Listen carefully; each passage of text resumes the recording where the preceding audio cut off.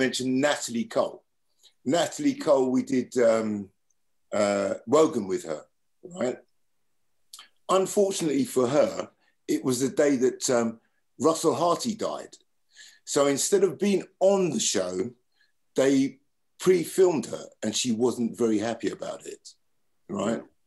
So, you know, I remember going to her dressing room and knocking on the door and introducing myself. Said, "Hi, Natalie, I'm Steve. I'm miming with you today," as it was, right? And, you know, she was doing her makeup. I could still see her there in the mirror, and she sort of kind of looked at me like, and I thought, well, please yourself, right? And what made it worse, right, because I was the only one who looked like, you know, he should have been in a soul band. The bass player was a female, and I remember, you know, we did the re-record at Abbey Road, and she was completely blasé about it. You know, she wasn't aware of Dr. Doom, who might have turned up at any time, right? But the guitarist was some rock guy.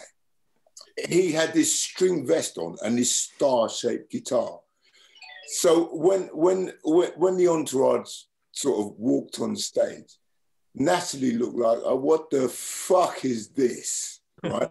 She was performing to an empty studio and there was these idiots looking like nothing she'd ever seen before.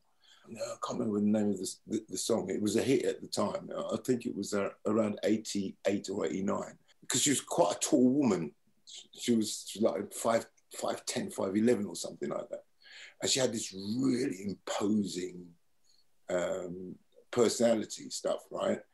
We did the take, and she did, as soon as the take was done, she just turned around and walked away, and I never saw her again. Yeah, she really liked to sing properly. Yeah. I've just got to go back to John's Prince story, because I was a huge Prince fan, and I was at that gig at the Lyceum, June 81. Yeah. And because I was in the disco crowd, I mean, people like DJs like Robbie Vincent, ex-Radio London, and Chris Hill, and Froggy, and Mick Brown, and some of the other, what we call the funk DJs, Graham Fatman Cantor from Gulliver's, just off Park Lane, behind the Mayfair.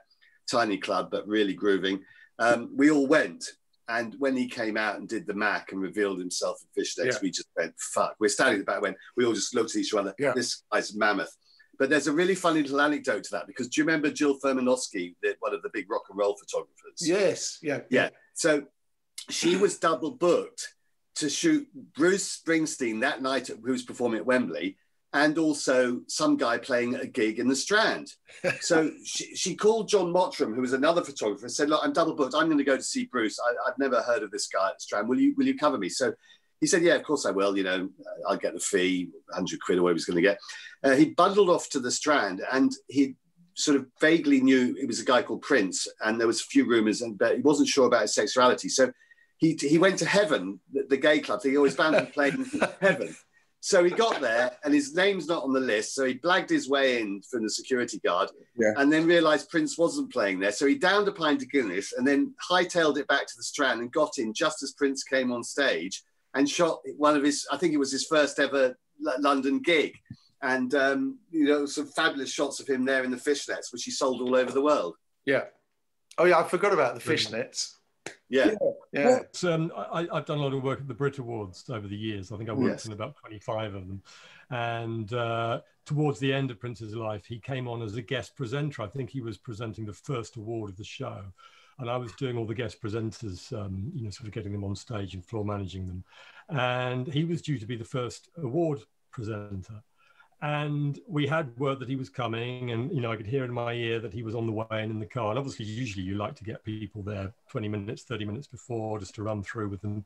The show had started. The first award is like 6 or 7 minutes into the show. We're live on ITV, you know, and I hear in my ear that Prince still isn't in the building. And I think, well, you know, we have to have somebody. So I looked around. I'm standing in the middle of the floor, and I'm thinking, I see Dick Grimshaw from Radio 1 sitting there. I'm thinking, perfect, he'll be great. I grab Grimmy and I say, look, Prince is due to give this award. He's on the way. If he's stuck in traffic or he doesn't show up, would you mind just doing it? He went, no, it's fine. He's super easy. He thought it was funny. So I'm standing there with Grimmy, And I said, you know, you won't mind if he does show up. He said, oh, God, I don't mind. You know, it's Prince. And so the two of us are standing there. And then I get word that Prince had entered the building. It was literally 90 seconds before he's about to be introduced. And he gets out of the car at the back door. He walks into the building, just as they say, and to present the first award, it's Prince. He walks on. I'm supposed to give him the microphone, and there's a couple of floor managers there that place him. And he kind of holds his hands down. He refuses to take the mic. And he goes, I don't walk and talk.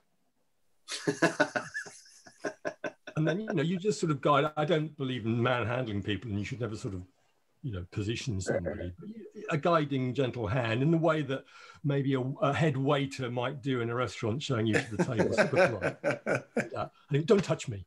Don't touch me. Yeah.